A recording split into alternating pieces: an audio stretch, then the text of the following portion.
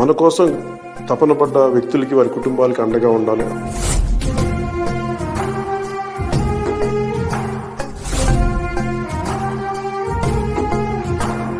క్షేత్రస్థాయిలో ముఖ్యంగా పోరాట యాత్ర చేస్తున్నప్పుడు చాలామంది ప్రమాదాలకు గురవడం, తర్వాత వ్యక్తిగతంగా మనకున్న నాయకులు, ఆ రోజు నా పక్కన ఉన్న వాళ్ళు సహాయాలు అందించడం, ఇవన్నీ చూసి క్రియాశీలక సభ్యత్వం తీసుకునే సమయంలో వారికి ఏదైనా బీమా పథకం అమలు చేయొచ్చు, దాని మీద ఆ సాధ్యాసాధ్యాలు చూడండి అంటే దాదాపు 1,00,000 మంది పైచిలకు అందరికీ కూడా బీమా పథకాన్ని వర్తింపజేశారు.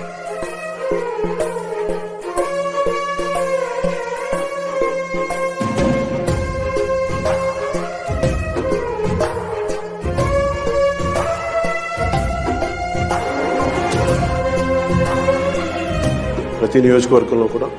జన సైనికులు, వీర మహిళలు, జనసేన నాయకులు ప్రతి ఒక్కరు ముందుండి ఈ ప్రోగ్రాంని విజయవంతం